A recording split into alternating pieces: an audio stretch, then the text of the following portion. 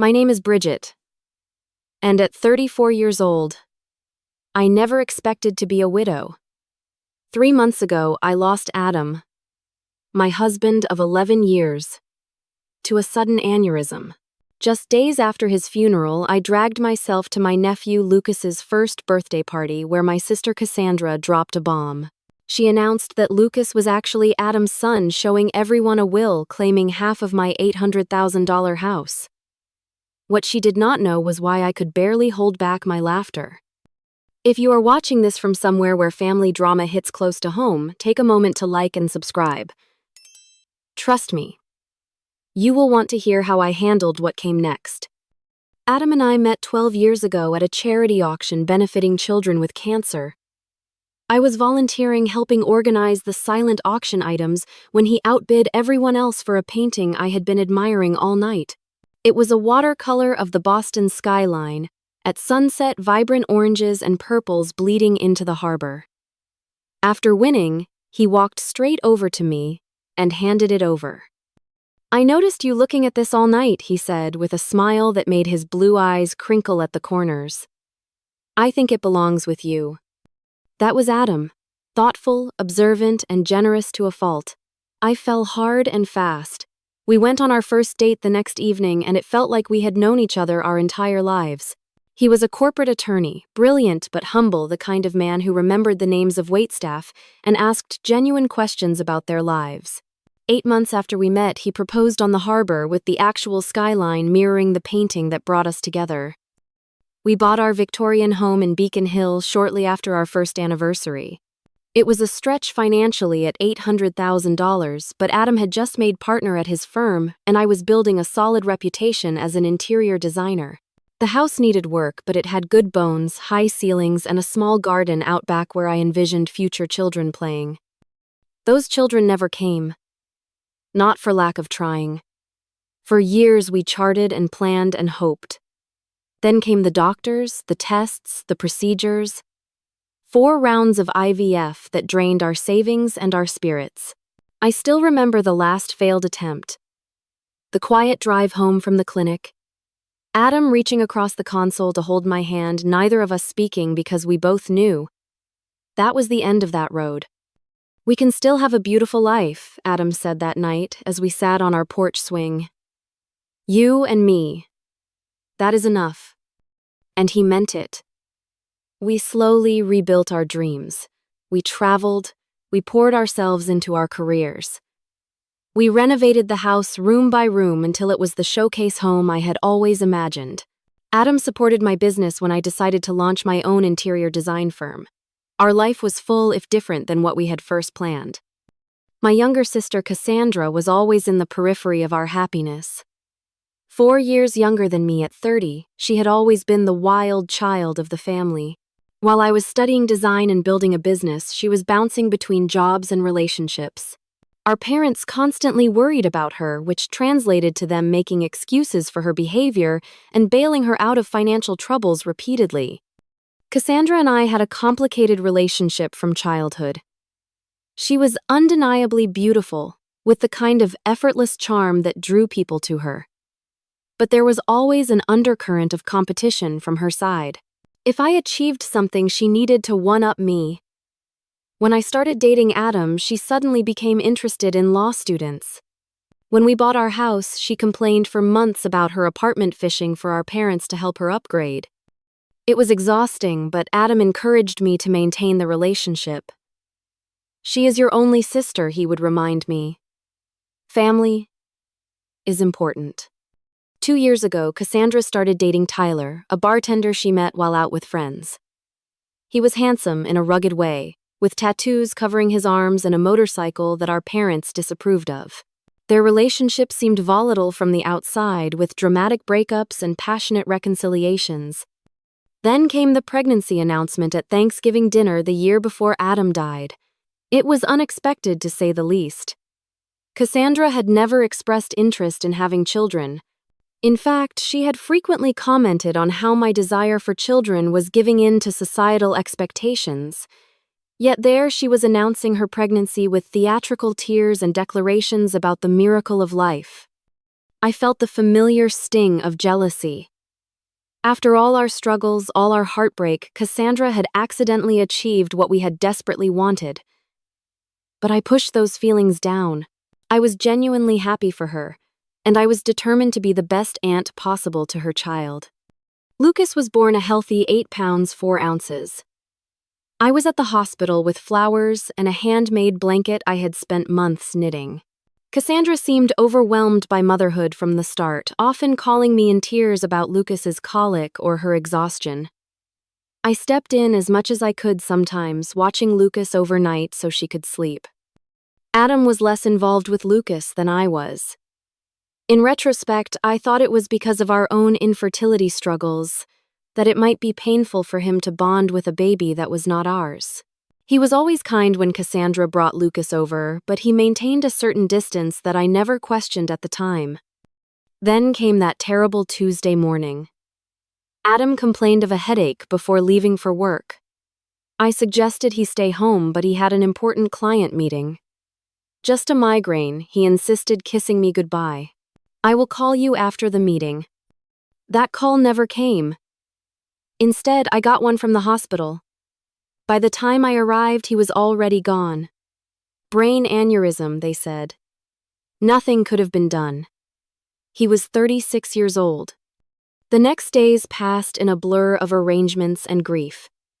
Cassandra was strangely absent during most of it, sending text messages claiming Lucas was sick or she could not find a babysitter. When she did appear at the funeral, she stayed briefly, keeping to herself and leaving before the reception. I was too numb with grief to think much of it at the time. 1 week after we laid Adam to rest, Lucas's first birthday arrived. The last thing I wanted to do was attend a children's birthday party, but family obligations pulled at me. "Adam would want you to go," my mother insisted during one of her daily check-in calls. "He always said family comes first."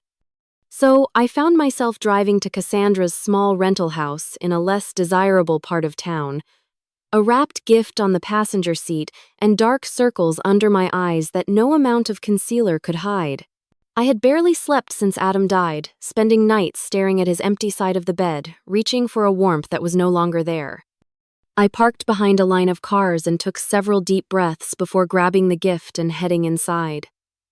No one should have to fake happiness so soon after losing their husband, I thought. But I plastered on a smile and knocked on the door.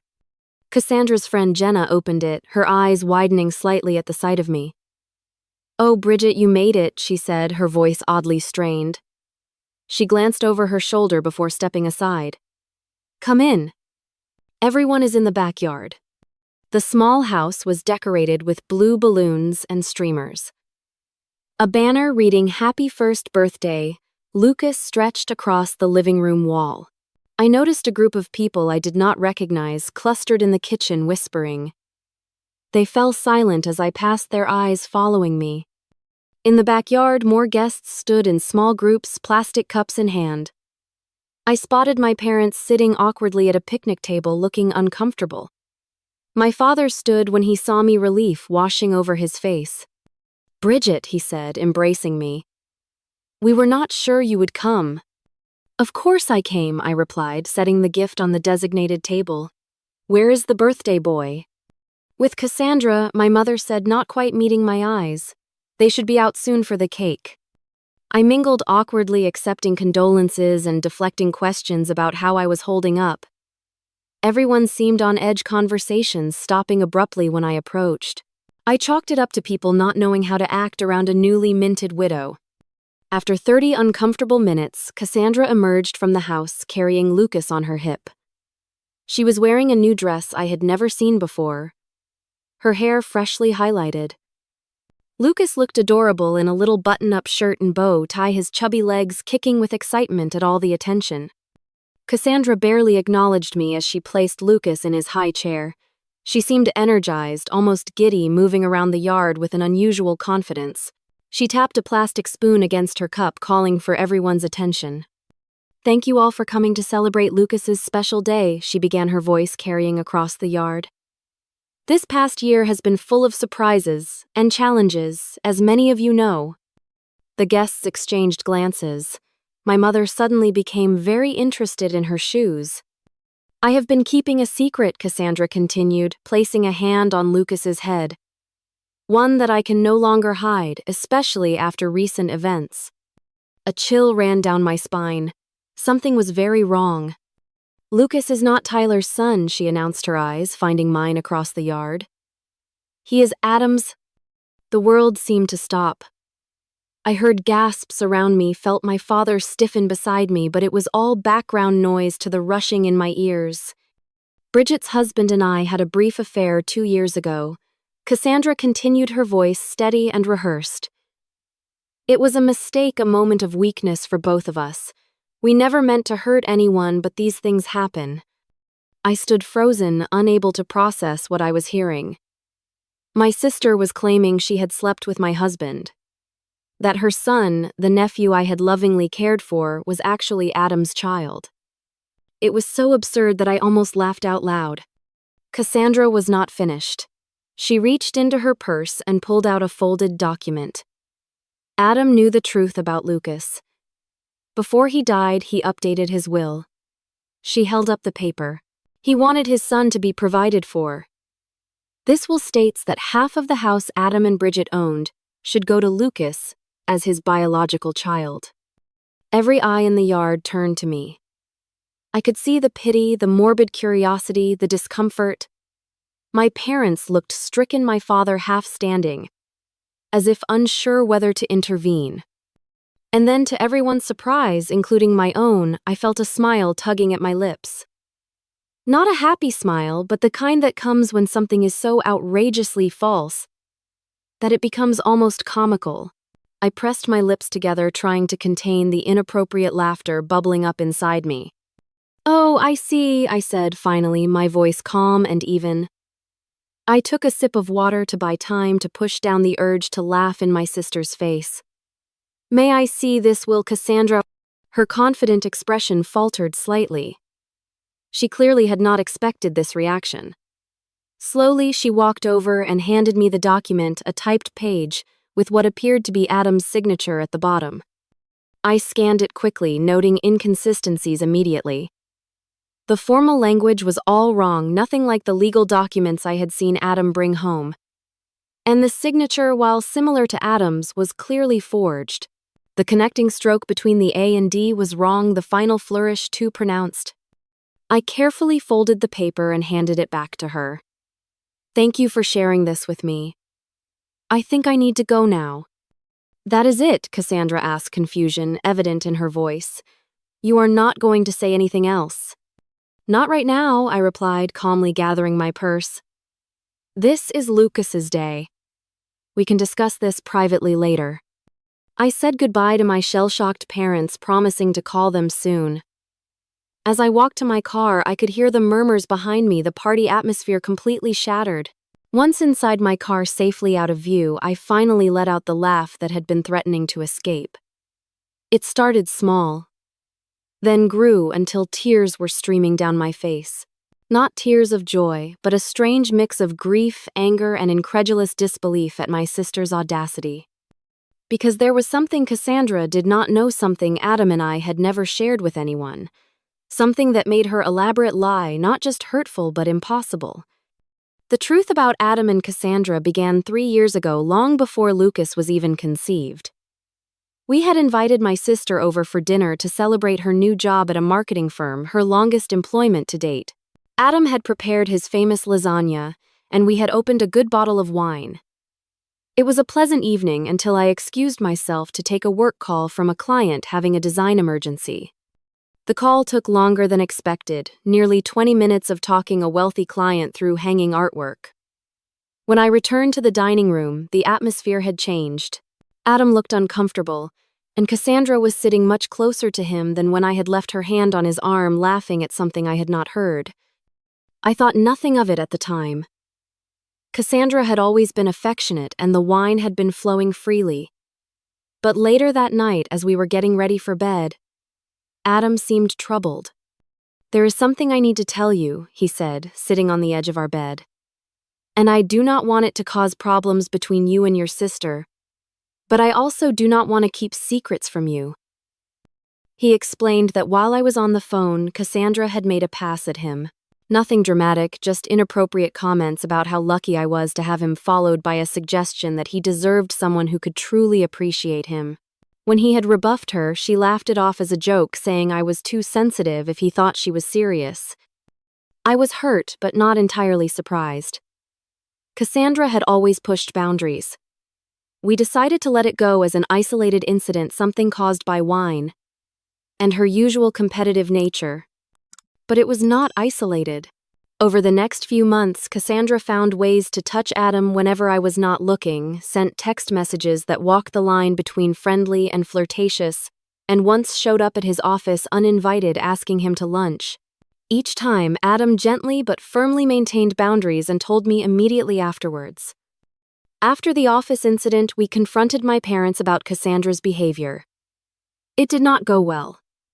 They suggested Adam was misinterpreting friendly gestures, and that Cassandra just looked up to him as a brother. My mother even suggested, with good intentions but terrible judgment, that perhaps Adam was feeling flattered by the attention and exaggerating the situation. That night, Adam and I made a decision.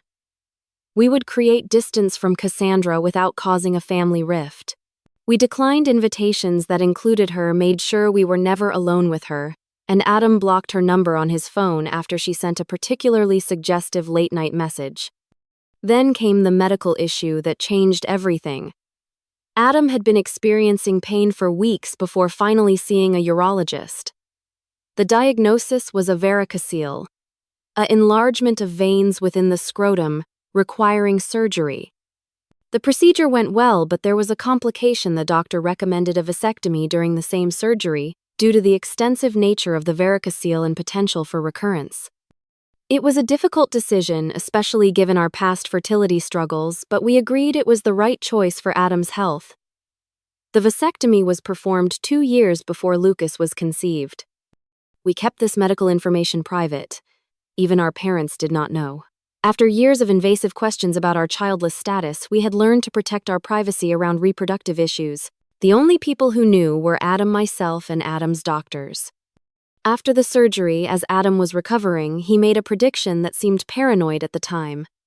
"Cassandra is not done," he said, sitting in our garden with an ice pack discreetly positioned. "I have a feeling she might try something more drastic one day." I laughed it off, but Adam was serious. The next week, he scheduled an appointment with our family attorney, James Wilson. I went with him, listening as Adam detailed Cassandra's behavior and his recent medical procedure. James recommended documenting everything: the unwanted advances, the medical records confirming the vasectomy, even text messages and emails from Cassandra. "You never know what might become relevant," James advised. "Better to have documentation and never need it than wish you had it later." We followed his advice, creating a file of everything related to the situation. Adam also updated his will properly through official channels, making sure everything would come to me in the event of his death. James kept copies of all documents, and we placed the originals in a safety deposit box at our bank, just in case, Adam had said when we locked the box. Though I plan to be around to deal with any of Cassandra's drama for at least another 50 years. The morning after Lucas's birthday party, I drove straight to the bank. The manager, who had known Adam and me for years, expressed condolences as he led me to the vault. I sat alone in the small viewing room and opened the box Adam and I had filled with what he jokingly called our disaster preparation kit. Inside was exactly what I needed: Adam's legitimate will, notarized and properly executed, leaving everything to me. Medical records detailing his vasectomy 2 years before Lucas's conception, making it biologically impossible for him to be the father. A journal Adam had kept documenting every inappropriate interaction with Cassandra, including dates, times, and exact quotes. Printed copies of text messages she had sent him. A letter from our attorney confirming that he had witnessed Adam's legitimate will and was available to verify its authenticity. And at the bottom of the box, a sealed envelope with my name written in Adam's familiar handwriting. With trembling fingers, I opened it and began to read.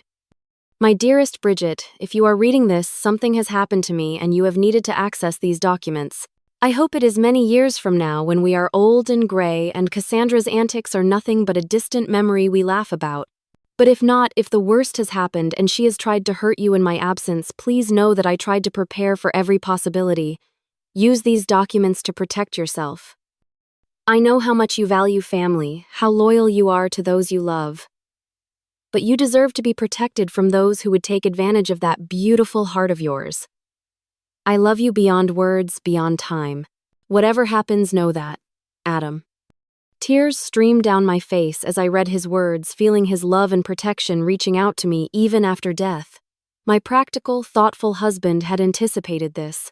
Not the specific scenario, perhaps, but the possibility that Cassandra might try to use his death to her advantage. I carefully returned everything to the box except what I needed: copies of the medical records, the legitimate will, and selected journal entries. Then I called James Wilson and scheduled an appointment for that afternoon. James Wilson's law office was in a converted brownstone in downtown Boston, the kind of place that exuded old money and discretion. I had only been there a handful of times with Adam, but the receptionist recognized me immediately, her expression softening with sympathy. "Mrs. Preston," she said, standing to greet me. "Mr. Wilson is expecting you. Please accept my condolences for your loss." James was in his 60s with silver hair and reading glasses perched on the end of his nose. He had been Adam's mentor when Adam first joined the firm, and they had maintained a close friendship even after Adam moved to a different practice. He stood when I entered, coming around his desk to embrace me briefly. "Bridget," he said, gesturing for me to sit. I was devastated to hear about Adam. He was one of the good ones. He was, I agreed, my voice catching slightly.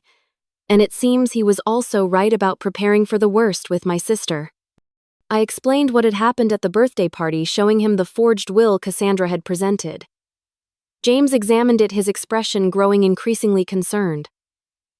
"This is an amateurish forgery," he said finally. "The language is all wrong, and the signature, while similar, would never stand up to expert analysis. But the fact that she created this at all is deeply troubling." I showed him the documents from the safety deposit box, the medical records confirming Adam's vasectomy, the legitimate will, and Adam's journal documenting Cassandra's behavior over the years.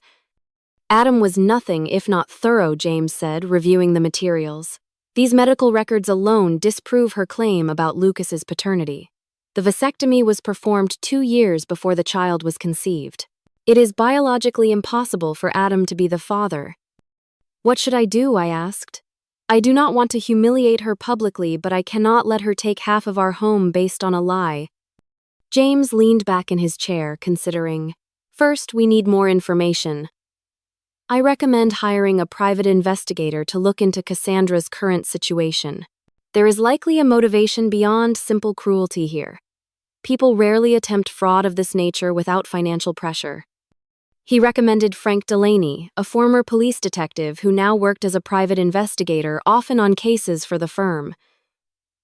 I agreed, and James made the call, immediately explaining the situation in broad strokes. Frank arrived an hour later, a stocky man with a Boston accent and no-nonsense attitude. He took detailed notes as I explained the situation, asking pointed questions about Cassandra's relationship history, employment, and financial status. I realized how little I actually knew about my sister's current circumstances. We had grown further apart since Lucas's birth, with my attempts to be involved as an aunt often rebuffed or taken for granted. "I will need a few days," Frank said when I had finished. "My preliminary focus will be on her financial situation and relationship with the child's actual father. Is there anything else you can tell me about him?" I shared what little I knew about Tyler, the bartender Cassandra had been dating when she became pregnant. I had only met him a handful of times, and he had seemed uninterested in family gatherings. "Last I heard they were still together, but she rarely mentions him anymore," I said. "He was not at the party yesterday, which I thought was strange for the father of the birthday boy." Frank nodded, making another note. "That is a good starting point. I will be in touch soon." 3 days later, Frank called requesting a meeting at James's office. When I arrived, both men were reviewing documents spread across the conference table. "Mrs. Preston," Frank began once we were seated, "I have uncovered some concerning information about your sister's situation. According to his investigation, Cassandra was in dire financial straits. She had accumulated over $75,000 in debt, spread across credit cards, personal loans, and medical bills for Lucas, who had needed surgery for a heart defect shortly after birth. Her credit score was abysmal, and she had been rejected for 3 additional loans in the past month alone. She is also facing eviction, Frank continued, sliding a document across the table. This is a copy of the notice her landlord filed last week. She has until the end of the month to pay 4 months of back rent or vacate the property. As for Tyler, he had apparently abandoned Cassandra and Lucas shortly after the birth, moving to Seattle with a new girlfriend. He was paying minimal child support, barely $200 a month, and even that irregularly. I also found these, Frank said, producing printouts of text messages. She has been telling friends about her plans to claim part of your house for weeks. These are messages between her and a friend named Jenna. I recognized the name as the woman who had opened the door at the party. The messages were damning. Adam's death is terrible, but maybe it's finally my chance to get what I deserve. That house is worth at least 800 Kelvin now. If I play this right, I'll have a nice nest egg for Lucas and me. The will is almost ready. My friend Dave is good with Photoshop and found a sample of Adam's signature online from some charity auction. It looks totally legit. Bridget has always been the golden child. Time for me to get my share. She got 11 years with a great guy. The least she can do is share the wealth now that he's gone. I felt physically ill reading the calculated coldness of my sister's words. This was not just opportunism. It was premeditated fraud designed to capitalize on my grief. There is more, Frank said gently. I ran a background check on Tyler Martin, the actual father.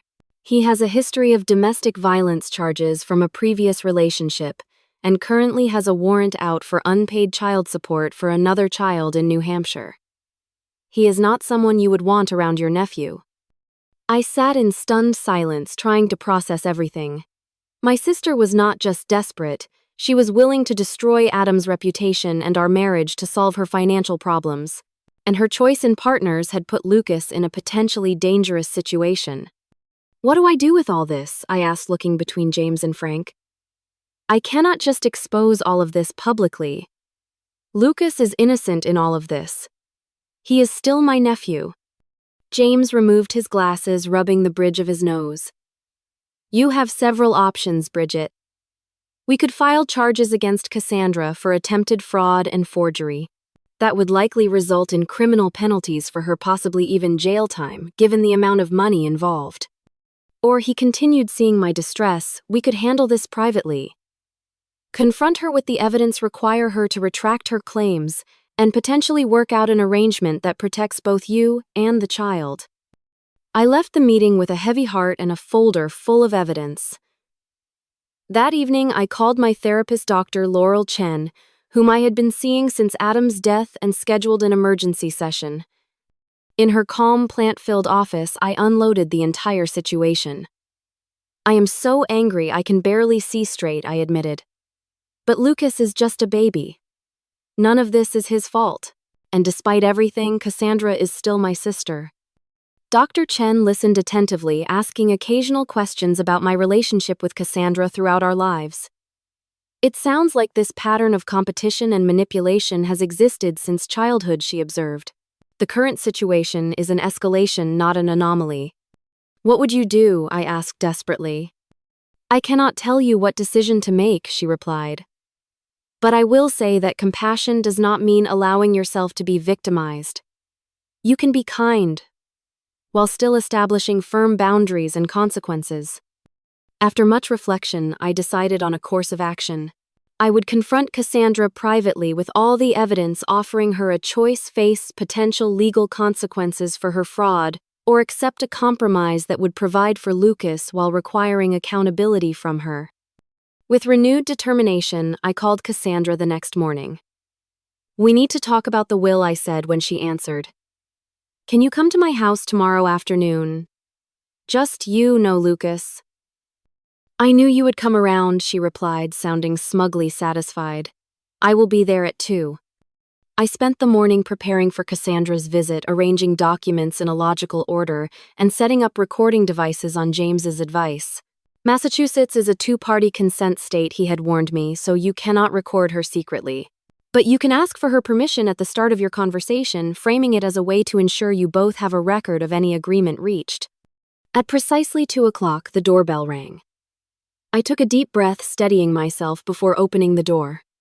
Cassandra stood on the porch looking polished in a new outfit, her confidence evident in her posture. "Come in," I said, leading her to the living room where I had set up 2 chairs facing each other, a coffee table between them with a recorder, water glasses, and a folder of documents.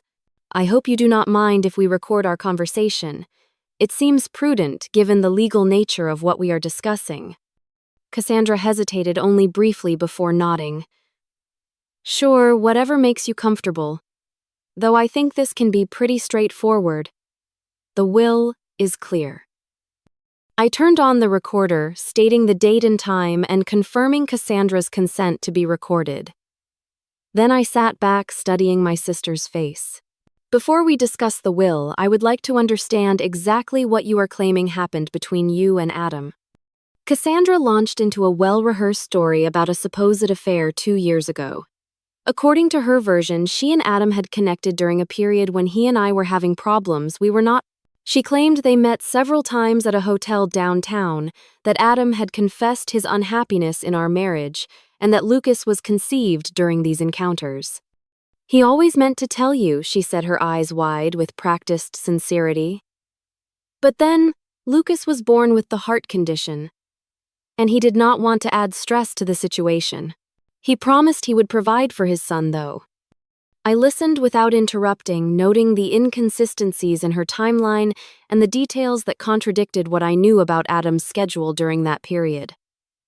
When she finished, I began asking questions. "Which hotel did you meet at?" I asked. "The Mandarin Oriental," she replied quickly. "And what room do you remember?" She faltered slightly. "It was on a high floor. I do not recall the exact number."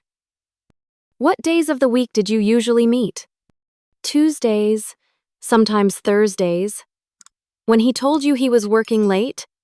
I continued with increasingly specific questions. "What did Adam typically order from room service? What side of the bed did he prefer? Did he shower before or after?" Details that only someone who had actually been intimate with Adam would. "No." Cassandra grew increasingly flustered, her answers becoming vague or contradictory. "Why does any of this matter?" she finally snapped. "The point is that Lucas is Adam's son, and the will proves Adam wanted to provide for him." "Actually," I said, calmly opening my folder, "both of those claims are demonstrably false." I placed the medical records on the table between us. 2 years before Lucas was conceived, Adam had a vasectomy following surgery for a varicocele. It was completely successful, confirmed by follow-up tests. It was physically impossible for him to father a child after that procedure. Cassandra's face drained of color. She picked up the medical records with trembling hands, scanning the clinical language and dates. "These could be faked," she said weakly. "They are not," I replied, "and Adam's doctor is prepared to testify to their authenticity if necessary. But that is just the beginning." Next, I produced the legitimate will notarized and properly filed with the court. This is Adam's actual will, prepared by James Wilson, and witnessed by 2 partners at his firm. As you can see, it leaves everything to me with no mention of Lucas. Cassandra's confidence was visibly crumbling, but she attempted to rally. "He must have changed it after this was drawn up. The will I have is more recent." "The will you have," I said evenly, "is a forgery. A poor one, I might add. James has already identified multiple legal inconsistencies in the language, and the signature is clearly fake. Creating a fraudulent will is a felony in Massachusetts, punishable by up to 5 years in prison." I continued methodically presenting evidence.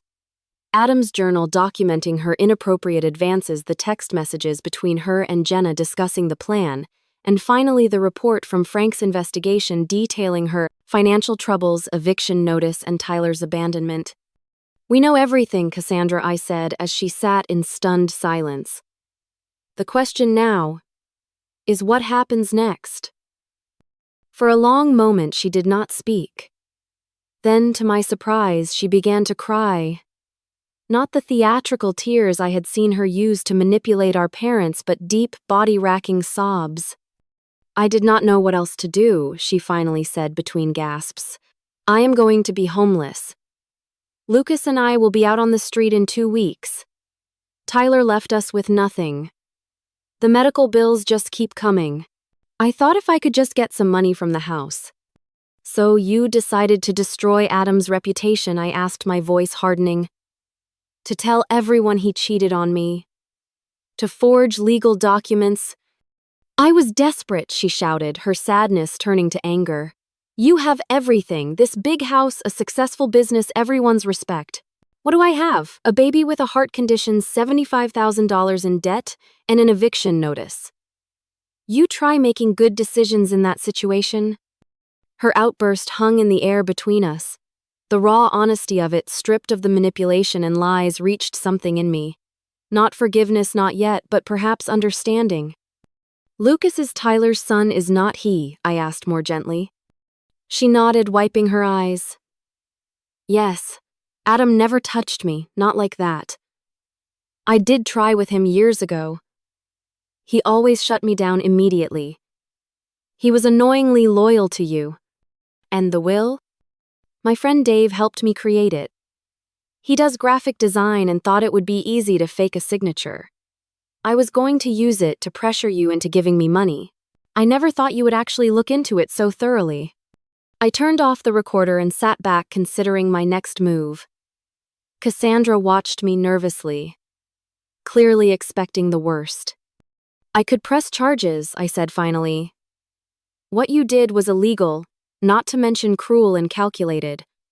She nodded miserably. I know. But that would hurt Lucas, I continued. And despite everything, he is my nephew. I love him. I leaned forward, making sure she was looking directly at me. So here is what is going to happen.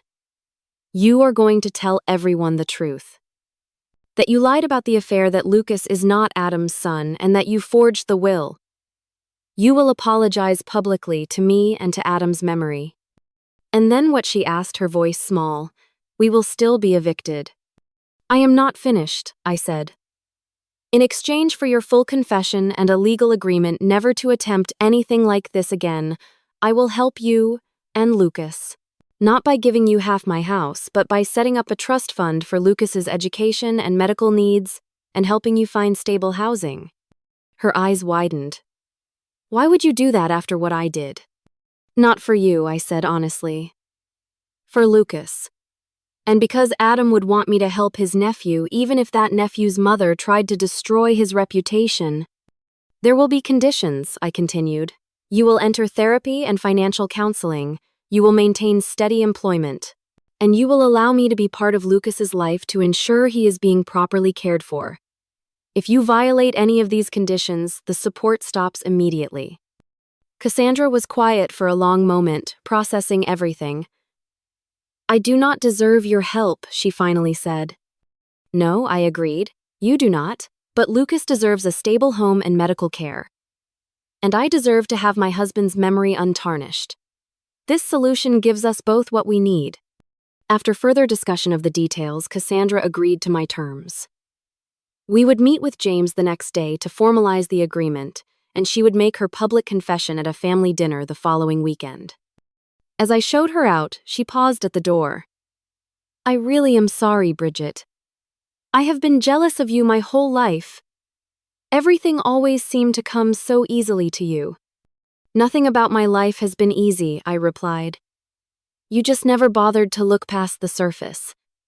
Maybe it is time you started. The family dinner I arranged for Saturday evening was tense from the start. My parents arrived early, my mother bringing her signature lasagna as a peace offering. I do not know what this is about, she said as she set the dish on my counter, but Cassandra has been calling us in tears, saying you are forcing her to come to some sort of family meeting. Just wait until everyone is here, I replied, pouring her a glass of wine.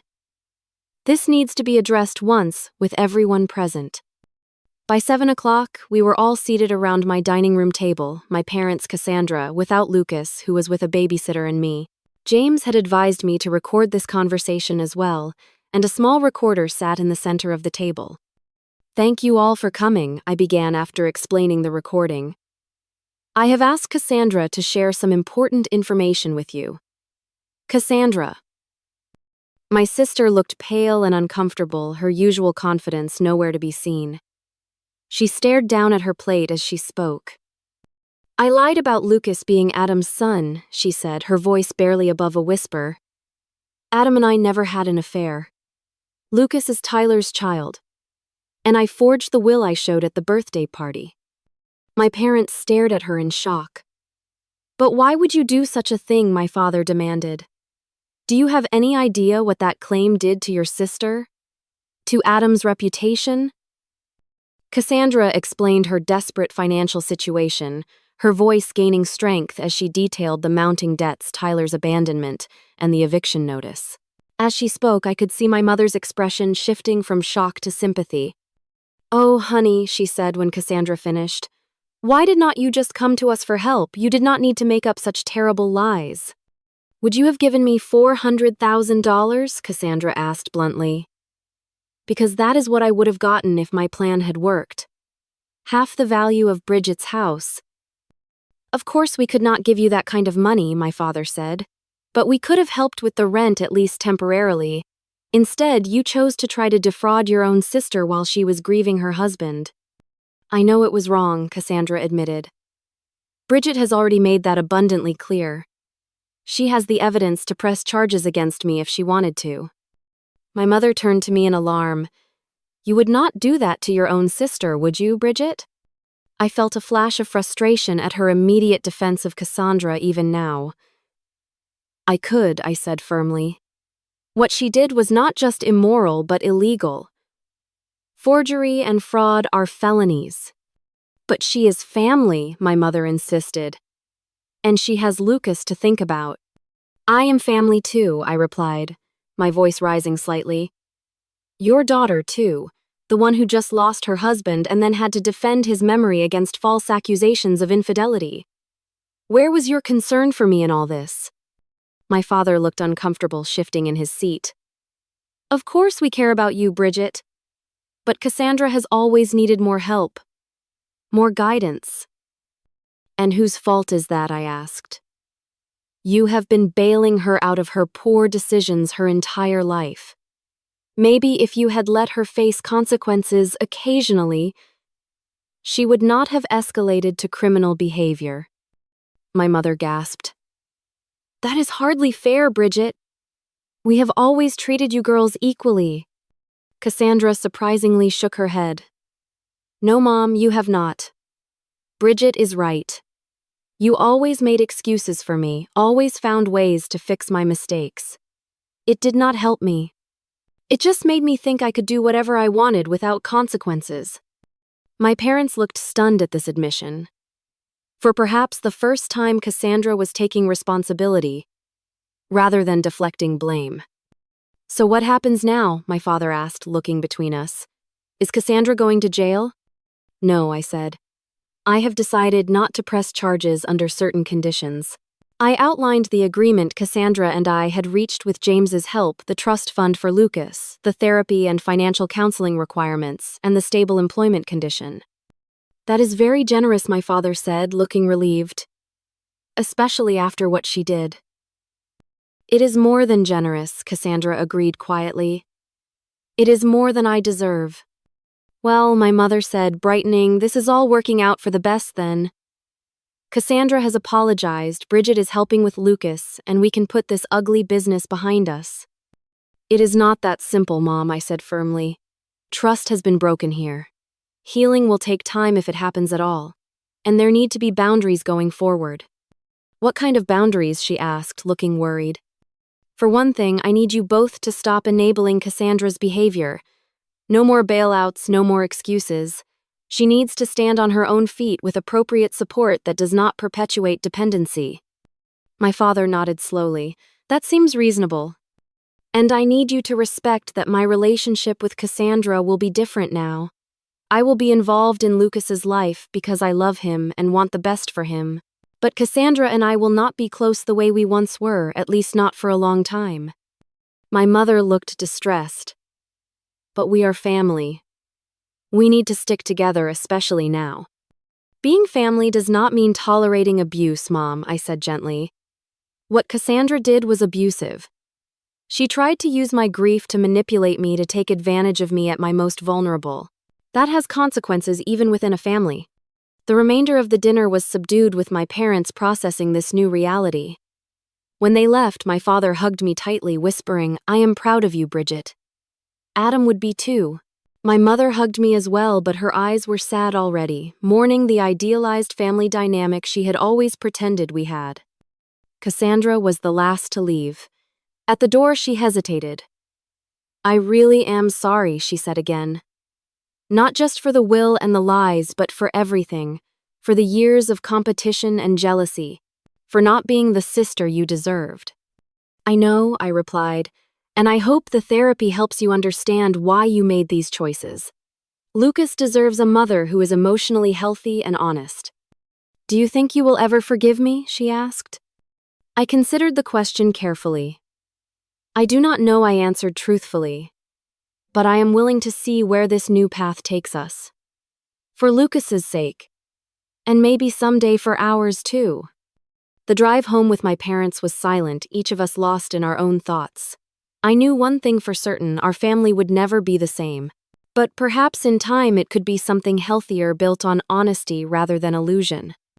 1 year after Adam's death, I stood in our garden watching the spring bulbs push through the soil.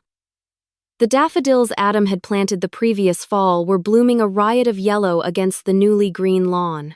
I felt a bittersweet ache seeing them, knowing he had put them in the ground with hopes of seeing them bloom. So much had changed in that year. The trust fund for Lucas was established and already helping with his ongoing medical needs.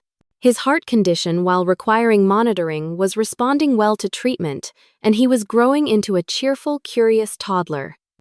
Cassandra had surprised everyone by truly embracing the conditions of our agreement. 6 months of therapy had helped her recognize patterns of behavior stemming from childhood, the constant need to compete with me, the self-sabotage that had characterized many of her decisions. She had found steady employment as an office manager at a dental practice, a job that provided stability and benefits. Our relationship remained formal but cordial. I saw Lucas regularly, taking him for outings to the park or the children's museum.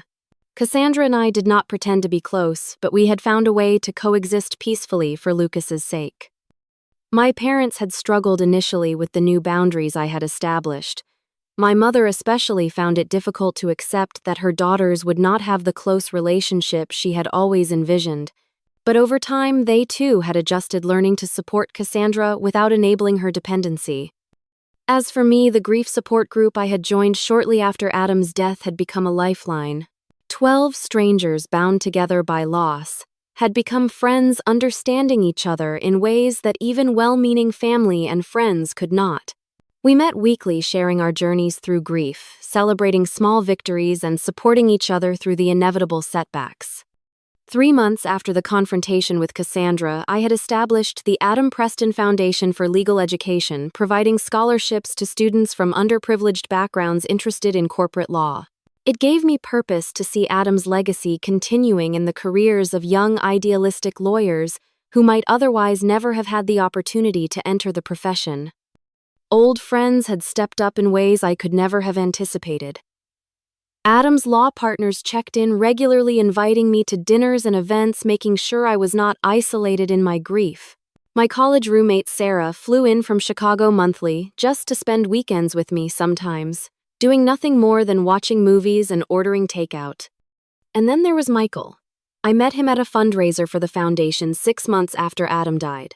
He was a professor of ethics at Boston University, thoughtful and kind, with a quiet sense of humor that reminded me of Adam in some ways.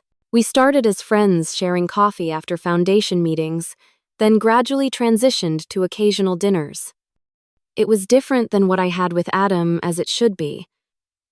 Michael understood that Adam would always be part of my life, that loving again did not mean replacing what came before.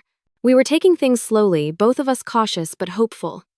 Standing in the garden that spring morning, I reflected on everything Adam had taught me, not just during our years together, but even after he was gone.